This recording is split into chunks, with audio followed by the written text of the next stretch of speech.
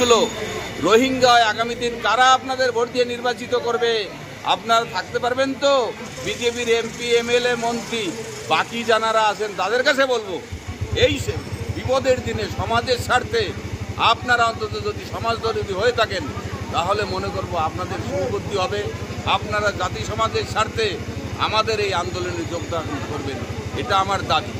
এবং আমাদের মা, অনেকেই বলছে যে তিনি পালিয়েছেন, মায়ের কাজ ছিল 12 দিনের, মা কিন্তু সেখান থেকে 5 দিন না 6 দিনের মধ্যে মা কিন্তু ঘড়ি ঘড়ি, এটাই তো মাতৃত্ব, এটাই তো সন্তান মা এবং ছেলেদের হওয়া উচিত। মা সেখান থেকে ছুটে চলে এসেছে, আগামী দিন থেকে মা আমাদের সঙ্গে যুক্ত হচ্ছেন। আমি আমার সমাজের যেসব নেতৃত্ব, সমাজসেবী, বিভিন্ন গণসংগঠনের নেতৃবৃন্দ আছেন তাদের বলবো, আরে বিজেপি করুন, আমাদের আপত্তি নেই, কিন্তু জাতি সমাজের স্বার্থে অন্তত এই সময় এই জায়গাটা কিন্তু কোনো রাজনৈতিক দলের না, এটা আপনার সমাজ জাতিকে রক্ষা করার মঞ্চ। আজকে 7 দিন আমি দাদা বলতে পারছি, আমি খুব শক্ত মানুষ, আমি উঠে দাঁড়াতে পারছি না। আমি কোথাও গেলে কাউকে বলতে হচ্ছে ভাই একটু ধরে রাখ, কেন যে কোনো সময় পড়ে যেতে পারি। আমার এক ভাই কৃষ্ণ দেখুন, এই যে ছাল উঠে কী অবস্থা, এখানে পড়ে গেছিল। তাহলে এই সময় আমার মানুষ, এবং বর্তমান আমি এটাও বলবো,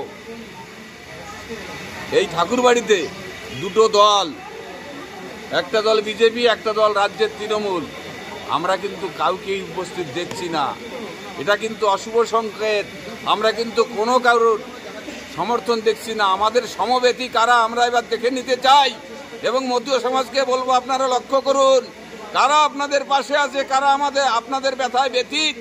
আপনারা আগামী দিন চিন্তা করুন, না হলে বিকল্প পথ চিন্তা করুন। আমি এটা মেসেজ দিতে চাই, আমার সমাজ জাতির ছিন্নমূল মানুষ, দেশভাগের বলি মানুষ, শুধু মতুয়া নয়, নানা ধর্মের, নানা বর্ণের মানুষ। এই বলে আমি আমার কথা শেষ করি। জয়। আমরণ অনশন কেন? দেশভাগের বলি মানুষকে নিয়ে যে রাজনীতি হচ্ছে, ছেলে খেলামো হচ্ছে, তারই প্রতিবাদ। যাদের ভোটে সরকার হচ্ছে তারা অবৈধ ভোটার, তারই প্রতিবাদে। কাট অফ ডেট দিয়ে SIR হচ্ছে, তারই প্রতিবাদে এই অনশন। আমরা চাই দ্বিজাতি তত্ত্বের ভিত্তিতে ভারত ভাগ হয়েছিল, যারা বাংলাদেশ, আফগানিস্তান এবং পাকিস্তানে যারা সংখ্যালঘু, তারা ভারতের নাগরিক, তারা ভারতের ভূমিপুত্র, তারা ভারতের মূল নিবাসী, তাদের এই অধিকার রাখতে হবে। যারা দেশভাগের বলি হয়েছে তাদের সিটিজেনশিপ ঘোষণা করতে হবে, এবং SIR এর মাধ্যমে কারো নাম কাটা চলবে না। যাদের 24 সালের 31শে ডিসেম্বর পর্যন্ত যারা ভারতবর্ষে ঢুকেছে যে কোনো মূল্যে, তাদের ভোটার লিস্টে নাম তুলে নিতে হবে। এইটুকুই বাবা আমাদের দাবি। আপনাদের রোহিঙ্গা এবং মুসলিম বলা হচ্ছে, বিপদে বুদ্ধি নাশ। আমার গুরুচাঁদ এটা ওনাকে দিয়ে বলিয়েছে। গুরুচাঁদ আর এটা সইতে পারছে না, ভক্তের অপমান। গুরুচাঁদ ঠাকুরই ওনাকে দিয়া, তিনিই হচ্ছে চালান, বুঝলেন? দেখবেন একটা গানে আছে, তোমার হাতের পুতুল হয়ে নাচি ও দয়াল হরি। ওনাকে তো পুতুল বানিয়েছে গুরুচাঁদ, ওনাকে দিয়ে এটা বলাচ্ছে কিনে। কেন উনি হরিভক্তদের বলেছে রোহিঙ্গা, মুসলিম, আরও বলছে এরা জঙ্গি। ভাবা যায় বলুন? আরে রাজনীতি করুন, জাতি সমাজ ধ্বংস করে রাজনীতি। গুরুচাঁদ বলল, জাতি জান, জাতি মান, জাতি মোর ভগবান, জাতির উন্নতি লাগি সবে হওয়ান।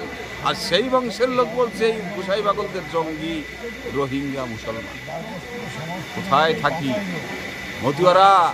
আর কতকাল নীরবে এইগুলো সইবেন? আর কতকাল বধির থাকবেন? আপনাদের ঘুম কবে ভাঙবে?